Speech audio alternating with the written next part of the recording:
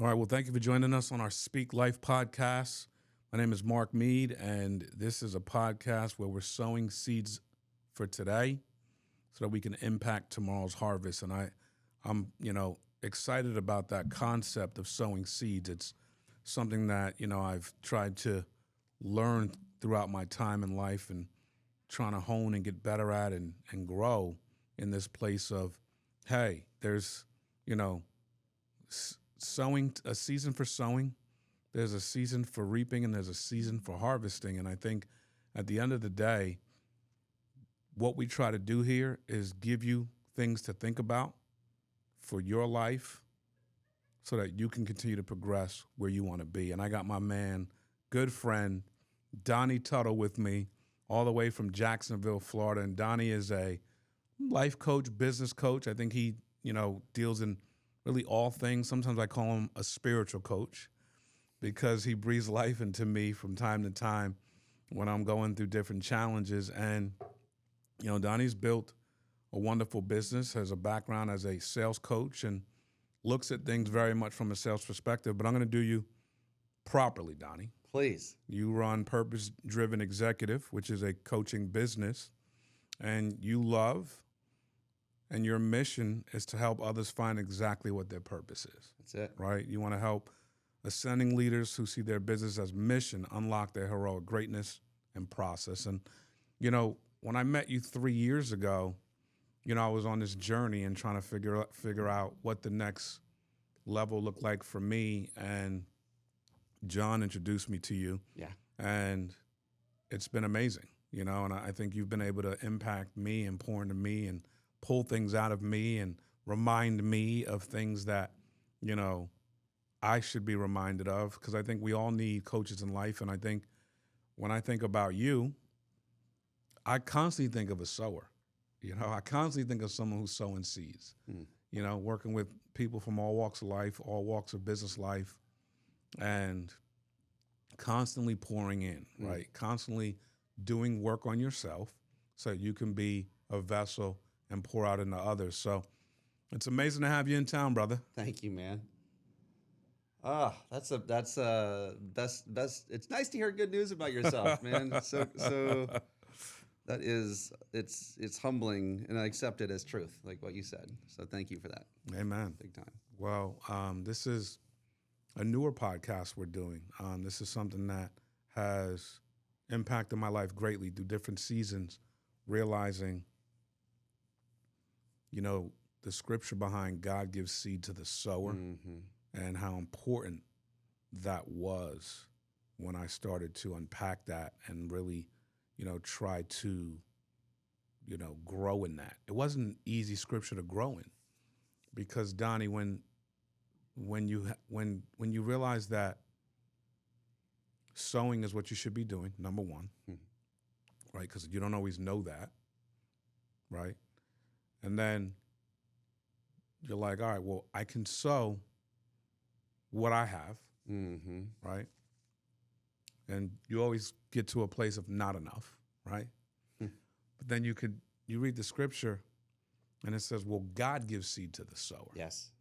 Right? So now, as I started maturing and getting more, involved in purpose and what I want to do missionally and for my life,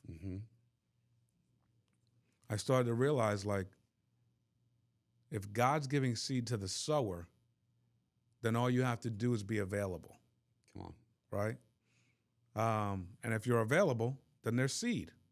Right? He's actually looking for sowers. He's actually looking for people who are constantly pouring into people, and he will just provide you more seed. Yeah. That was different for me.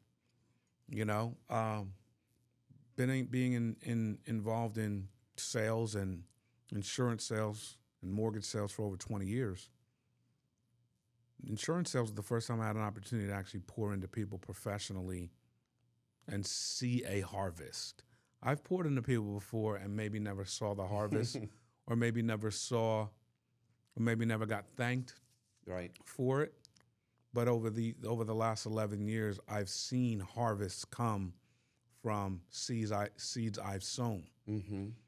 When you think about your life's work, when you think about what you do, first off, I gave you an introduction, but can you explain where that came from for you in life and how you got to this place of trying to lead people purposefully and guide them into the direction that they have for themselves or God has for them? Yeah. You know, for me, years ago, it was probably a simple altar call, right, from a pastor that said, God made you for a reason. And even going from that, for I know the thoughts that I have for you, it's thoughts of good and to I think to accept that there is a good plan for me was, I think, the first one. But something remarkable happened in my life where I haven't really had anything like this since, nothing like this before. But I had a God moment. I was. It sounds like an LSD trip if I were to actually share the whole thing, Mark. I felt like I was like it was I.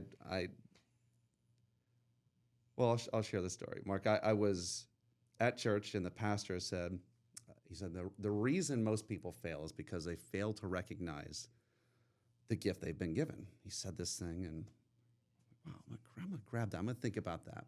Mm. And by the way, I think that's actually whenever I see seed and sowing, I actually think that's actually how it works. Like someone throws a thought out there, and it's not so much that you take that thought, memorize that thought, keep that thought, but it's like how that metabolizes inside of you is like that. That's the revelation of the thing. It's that next iteration. It's what they said, what I said, and then what happens from that forward thinking. But he said that, and I knew I wanted to brew on that one for a little bit. I didn't. At the end of the day, we actually were home. We had 2 big long couches. So we have 8 children. So all of our kids had all fallen asleep.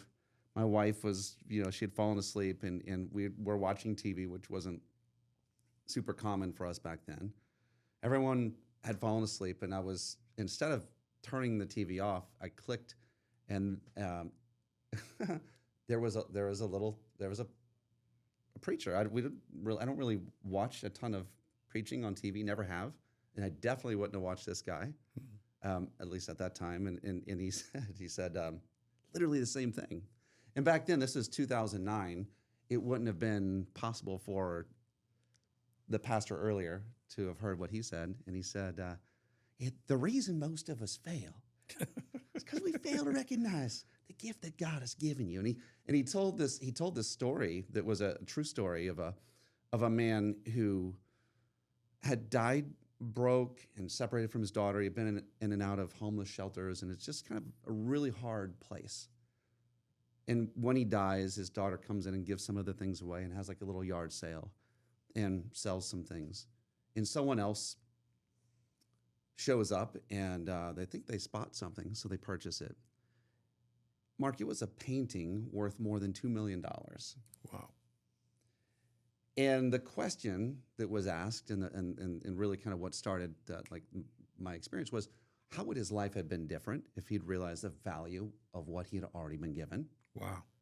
Would it have been richer, fuller, longer, more connected, more in love? And I think that all of us, there are higher levels of lots of things for us to all have, and it's actually within reach. It's not something that we have to go over a mountain or something to get. So my brain's buzzing. I come back and lay all the kids down. I lay down next to my wife, and at that point, I'm like, okay, Lord, what are you trying to say to me? And instantly, Mark, it was like I was plugged into a light socket. I've never told you the story. I've known you for a while. No. I was plugged into a light socket. It's not what you tell people when you're a business coach, right? This is where this came from.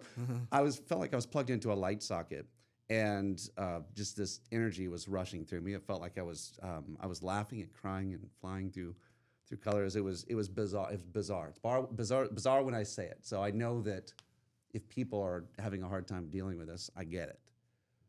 But what ended up happening was I essentially had a business meeting with God for the next hour. And it was over and over, just multiple scriptures and places where it's like it was, you have enough to create what you want. I've gifted every one of you and all of creation to take their gifts and to sow it in the direction that they desire. And that was where the beginning of it started. Of course, I thought, I basically ran out and immediately started and failed at a business, and then did something else, and then after I'd been humbled a bit, I came back and accidentally tripped into management because I went through sales and training in management, and then as I'd become a sales coach and a leadership coach, I was the most successful at getting results at the largest coaching company in America at the time, and I got coach of the year and all that stuff. And what I realized was what was helping these people wasn't all of this structured flow of like this many calls to get this many people to like this very mathematical equation type of thing, that people have the ability to 10x, 20x, 30, 60, or 100-fold from the gift that's in them. Amen. And so what I realized was my results were coming more from that. And so unleashing the gift of God in other people is my real mission. And I think that it has like real tangible process, driven things. It's not all like, we're not reaching into clouds here. I know that I think there's a structure. I think you can actually see purpose and not just like dream about it. So that was the origin. Makes sense, and I've seen that. 100%. It's definitely not pie in the sky. It is backed by structure, but the approach of, you said something to me one time, like, you have permission, you get to decide, and you don't hear those words a lot in life. You just don't, and you would think people know that, but sometimes you forget. Sometimes you go along this journey in life and you can tend to forget why you were created. You might know your purpose. You might not know your purpose. Yeah. But you could be aimless in life at times and seasons.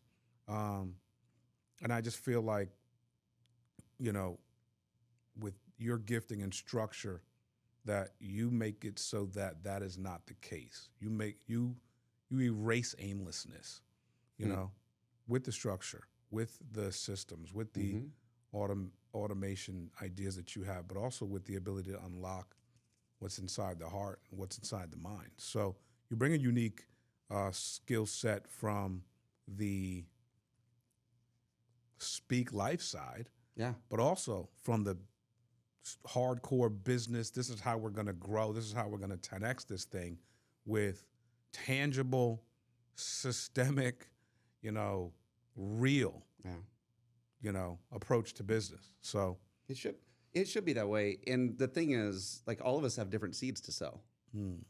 So the problem is that we come up through, it's like the examples we have, they didn't have access to the things that we do. But what we tend to do is we tend to replicate what was done before. And therefore, we're locked in by our imagination. And we oftentimes don't even see our own design. I have this guy's picture on my wall, George Washington Carver. He was the son of a slave. He went to college, was recruited by Booker T. Washington at Tuskegee, and he did some amazing things. But he's famous for his work with the peanut. And he found a way to actually find a crop that helped the people that would have enslaved him just a few years earlier. It was cotton farmers that he was helping. But he did this. He said, God, show me the secrets of the universe. And God said, too big. I'll show you the secrets of the peanut.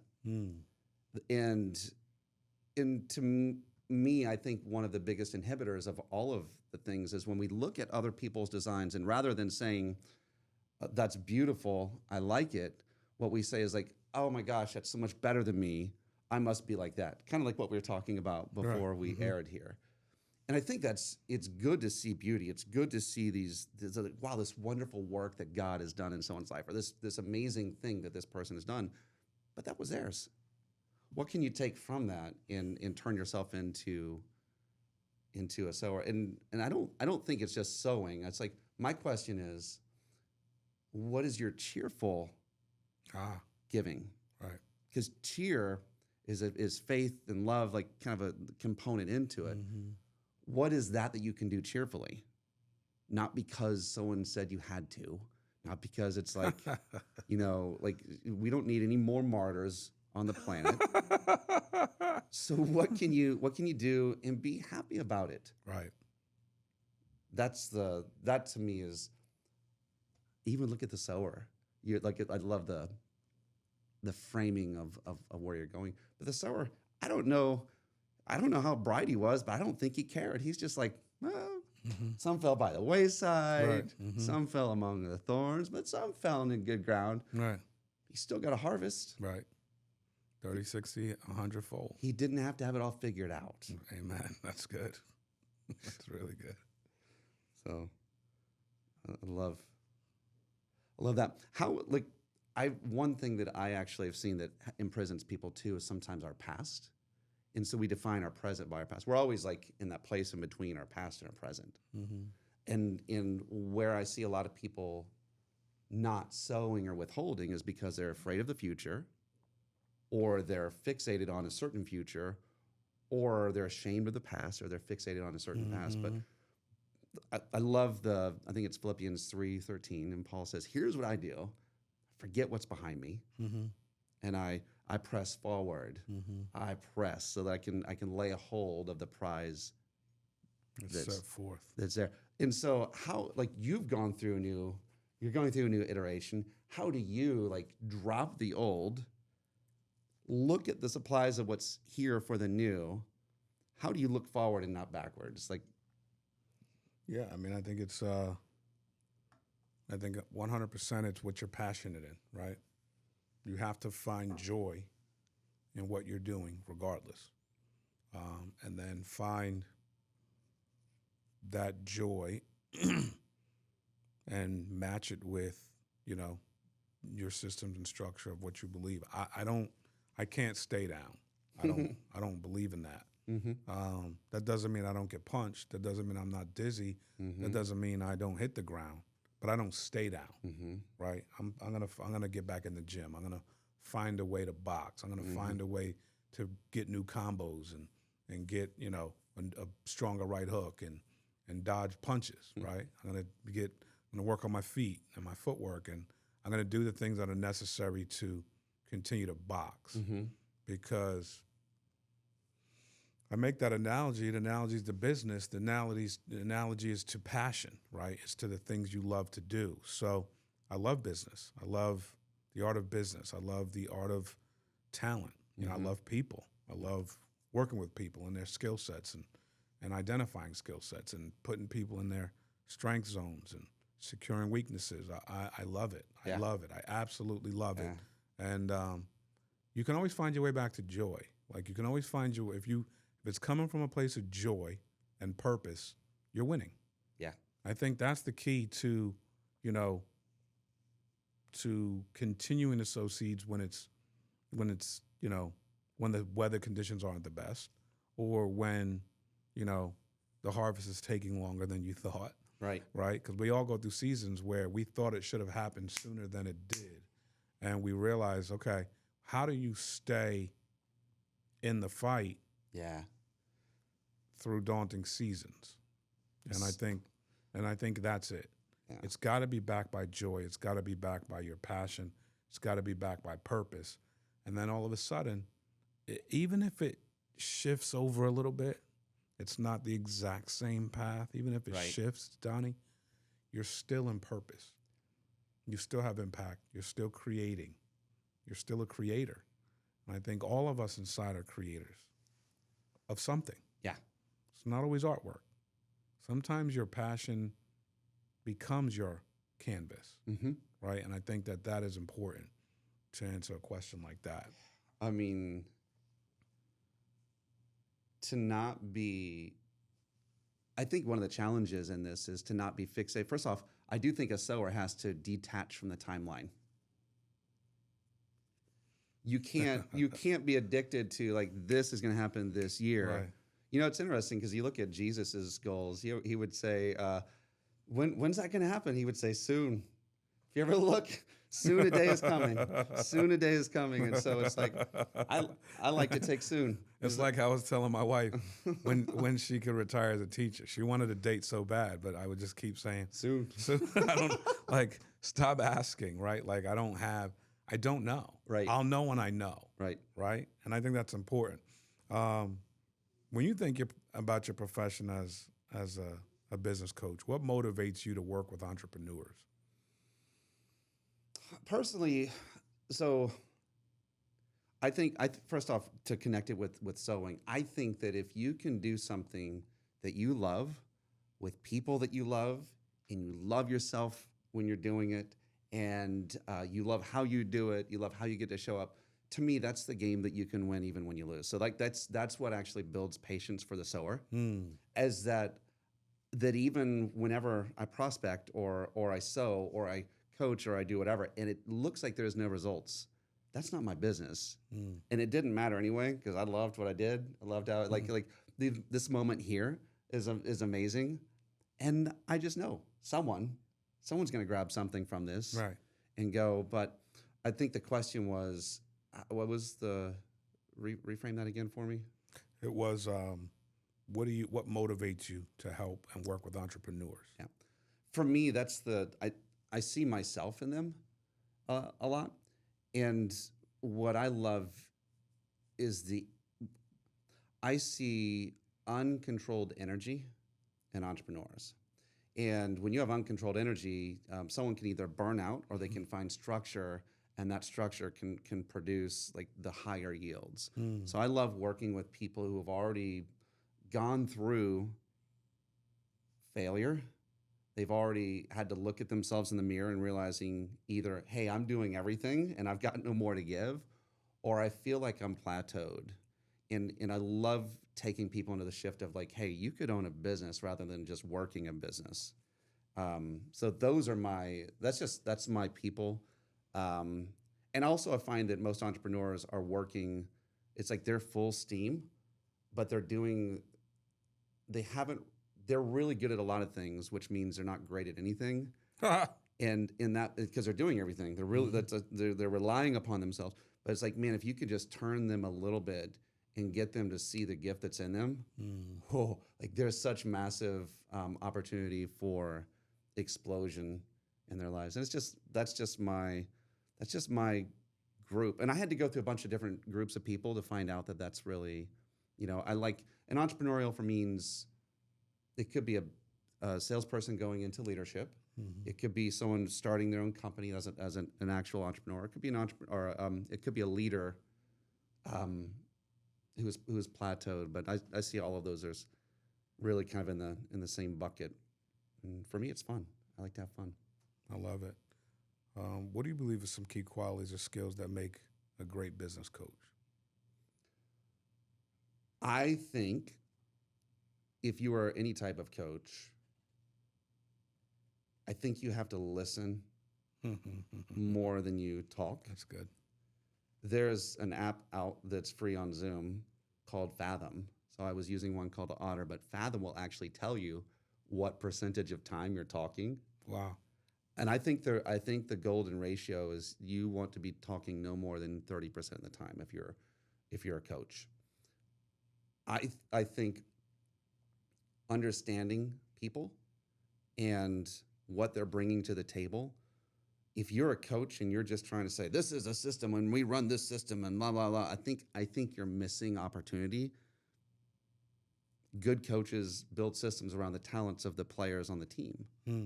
And so understanding personality, understanding gifts and talents, understanding those things and orchestrating those in a way that's not a 1, 2, 3 system. Like, here's what you're going to do I run from things that are not customized to me. and I would encourage everyone out there. Now, if you want 1 million people on YouTube and there's this person that shows you how to get 1 million people on YouTube, if it aligns with who you are, go do that because that's a very specific thing. You can get coached towards that, and that's fine. And also, I think a lot of people are so in love with their own system that a coach can fail to see the actual true opportunity that's in front of them. And so I would say, listen, and work from assets, not liabilities. That's a big one. What do you break that down? Assets, not liability. I mean, but most people, we are addicted. The way that we change, the only reason that anyone ever changes is pleasure or pain.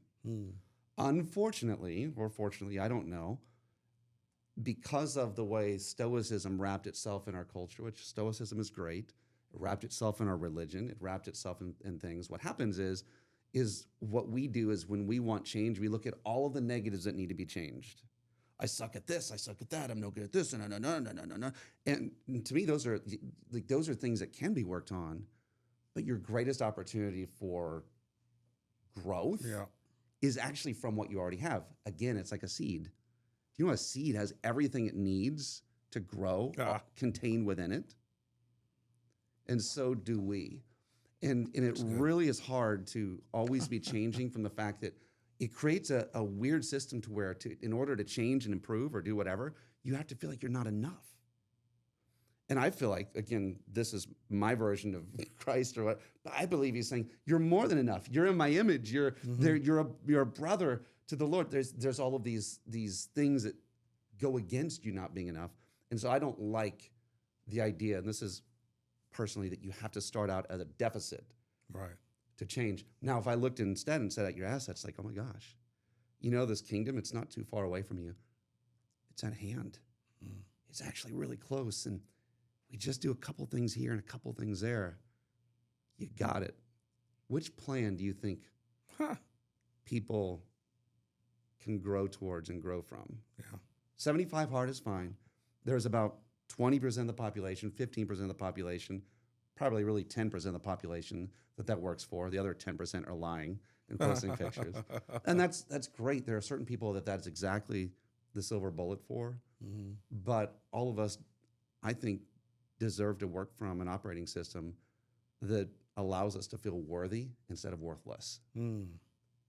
That's strong. And you're right on there. I'm going to kind of expound upon and ask this next question. When you're working with your clients, what's your approach to identifying and understanding their unique challenges? And then, how do you tailor coaching strategies? So I want to know, first off, the very first thing I want to know is your vision. If you don't have a vision, we're both dead. I can't help you with anything, right? We're going to be on a hamster wheel, and all I'm doing is creating one that makes you feel a little bit better, but it's still hamster wheel. Right. So first is vision. The next thing is from that vision, from our desires, like, okay, cool. Where are we at? Like, let's be real. Let's take a naked snapshot. And I don't want to see your body, but it's like, let's take a real snapshot and just be real. We're going to leave condemnation outside. We're going to leave the guilt and the shame outside, and we're just going to say, this is it. And you can do that a whole lot easier if you feel like the good thing is around, at hand. It's like, okay, cool. From what we have, what do we have that can get us there? And really what I do is I ask the questions. I like to know, I like the other person to assemble it, because here's the thing. I know there's more power in it if you say it as the client than if I say it. And that's why, by the way, every leader, every coach that's out there, never tell someone what you can ask them. Never tell someone what you can ask them, because they're not going to, when you're not there, what's going to keep them moving? It's that still small voice that's inside of them. It's what they agreed to. It's what they own. It's what they believe. And so my goal is to convince them of something they already believe, and then to say, okay, cool, Mark, what is an explosive, committed action you can take within the next 24 hours, within the next 2 days, that shows me you believe what you said, that feels like it, and you can call it an affordable next action, but there has to be an external action towards that internal belief, or it's still fiction. It doesn't exist. So that's my goal is to get inspired action. And to get inspired action, I have to go into the soul of a person, find their vision, align it with their gifts, create action, and then get them to commit to that action. And if you do that over and over and over and over again, you're going to have happy people. That's strong. What do you typically find as like an obstacle that you run into? What are some like obstacles that Busyness. really bother you? Okay, so I'm dealing with a group right now, and okay, the very one that I cannot overcome, and I just don't, is if you know it, the person that says I know is unhelpable. Okay, you know, but are you doing it? So, Mark, I was with this group and we were talking recruiting, and we're going and we're going. They're like, "Oh yeah, that sounds like things we're doing." I'm like, "Oh really?" Yeah. There's this guy on Instagram. He's always like, Right. he does it the easy way. I don't see it, and I can see a whole lot better than I can hear. And the truth is that when we look at it, you're not. And so when you think you're already doing something, or if you're too busy, so this is the entrepreneur's curse. You're good at a lot of things, and you're not willing to trust anyone else with the work. Therefore, it's self-contained. You're never going to you're limited. You're limited, and some people are so addicted to that and fixated upon. And it's like what I do there is I say, listen, this is what I see. This is okay. If we want to leave this for something else, then let's talk then. But we're just playing. And I would say too, for a leader, a coach, and for anyone to actually have the courage to trim a tree and say, you know what, I don't think I'm a good fit for you right now in your life.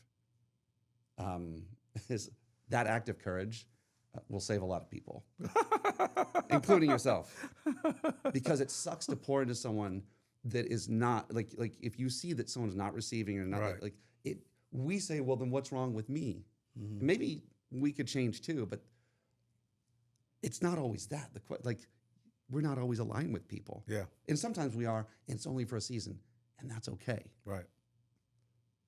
That's strong. I agree with that wholeheartedly. Obviously, I coach and mentor and train a lot of different people from all walks of life and sales and business strategy and all that. And I agree. I mean, sometimes it's just not the perfect fit, and it's almost difficult. It's actually easier to just agree to disagree and say, hey man, if you need me, just call me. Yeah. But I get where you're at right now. You're going where you're going. I'm not looking to get in the way.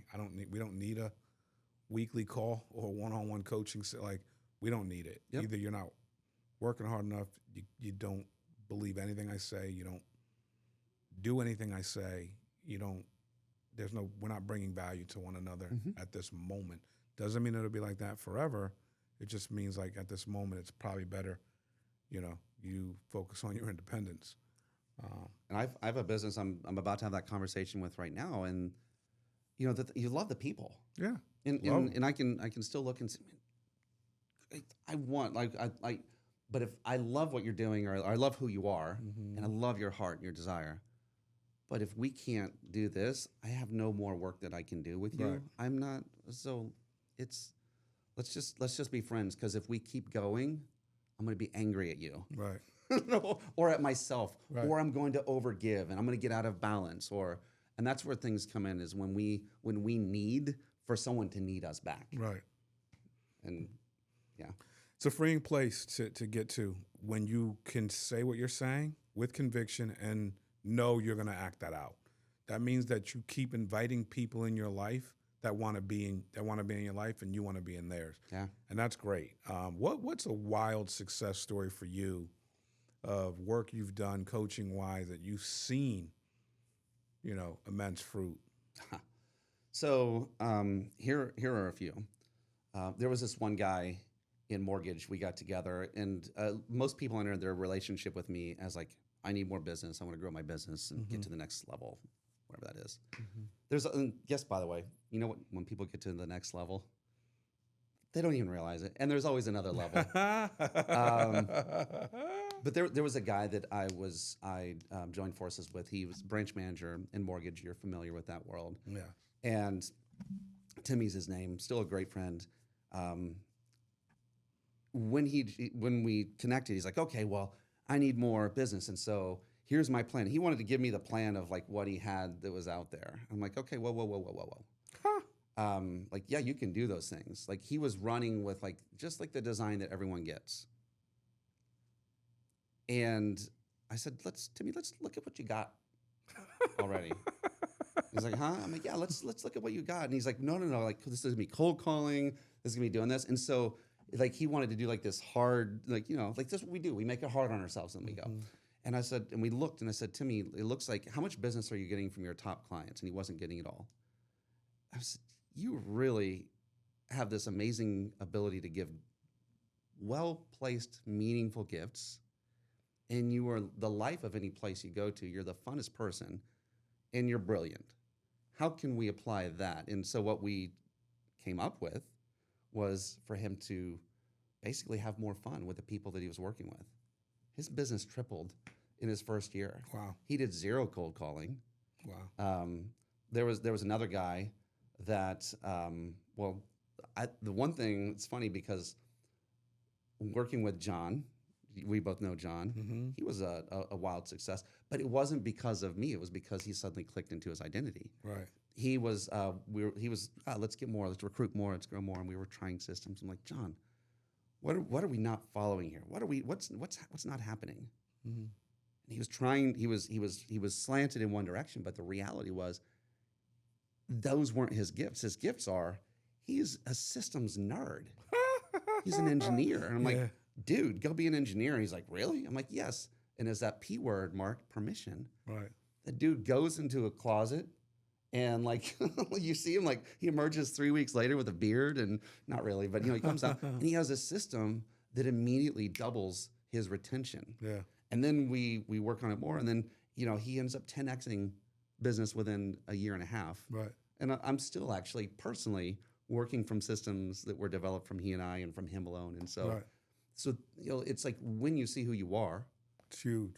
you act like It's it. amazing that you say that, because as you're saying that, I'm rewinding the shift, and since then he's double, triple, quadruple down on systems, which is his truest him. gift, and that's amazing. That's awesome. That's wild success. There was another guy who said, you know what, I want to get out of this, and I like not get out of this. He was in your world, felt like he was working with people that were just, I don't want to call them low level. They just weren't like, he just wasn't having fun. He wanted to be with what he called like business smart people, entrepreneurs. That was his group. And I said, well, what must you become to do that? He said, executive recruiter. I need to be an executive recruiter. I'm like, okay, well, own it. Within a month, not only did he have other like big people signed up, like, but some of them were coming to him. It's almost like he was like broadcasting that radio signal or something like that without even really saying it. In identity shift is one of those things to where when you can step into something and own it and act like it, the results, like again, it's like, wow, I didn't realize it was that close to me. Right. That's huge. Yeah. And that's your gifting wrapped up for the world to have, right? And I appreciate that. We'll close with this. You know, what are you sowing today, and what are you believing for a harvest tomorrow? Wow. What am I sowing today? You know, I have the harvest that I desire is impact and influence. And what I'm sowing, there's an identity that I'm sowing towards that I'll explain in a minute. But what I desire to see is I desire to see people awakened. I desire to see talents activated. And I want to be the cause of people living what I would say is the modern version of the Garden of Eden, to where it's like, hey man, how is this so easy? I didn't know it could be this easy. But I see an army of people, of which I'm one. I don't necessarily want to be like the captain of these people, but like just shoulder to shoulder with an army of people who they're living the life they want to live right now, from the gifts that they have right now, that they access their true abundance right now, And so, man, I'm showing up on YouTube and on podcasts and other things. I'm just doing what I love for who I love, how I love doing it. That's one thing that I'm doing. Um, I've actually been involved in a little bit of a business shift recently, where with automations and AI, it just offers a tremendous opportunity to free people from something that gets in their way, which is willpower. Willpower blocks us oftentimes from taking the next step. So I've been using it for people who are recruiting or selling, and I'm creating systems that actually support people's purpose. And I'm inviting them into there's a scenario where they're with me doing these things and growing through automation and AI rather than being afraid of it. They're embracing something. And what I realize I have to do, and where I'm sowing into myself, and I've got books that I'm reading, and I'm talking to people like you, is I have made 100 great things. I know my process is awesome. I know my connection with people is awesome. But what I haven't been is something you're great at, which is promoting. And so I want to become a next level promoter. And I'm stepping into and the version of that I felt like that I can live into that feels like me is becoming a playful promoter, like almost a P.T. Barnum, like Love just it. throwing stuff out there regardless of, and I think all of the things that I'm doing doesn't require a response. I'm willing to be misunderstood. Yeah. I'm willing just to throw the seed and to see what happens Amen. and to move on. It's like I'm taken care of regardless, and that's some of what I'm sowing and expecting, and yeah. My man, Donnie Tuttle, saying it like only he can. I appreciate you more than you know. It's amazing to have you here in studio and to get some of this wisdom on wax that we can promote playfully. And I appreciate you. Thank you for joining us on our Speak Life podcast. And we're going to bring more great content to you. This is a space that I really love and enjoy. And we're going to bring great guests like Donnie Tuttle on and talk about the things they're doing with their life and how they're impacting their world and how they're sowing seeds today for tomorrow's harvest. We love you. God bless. Thanks, Donnie. Appreciate Thank you. Appreciate you. God bless.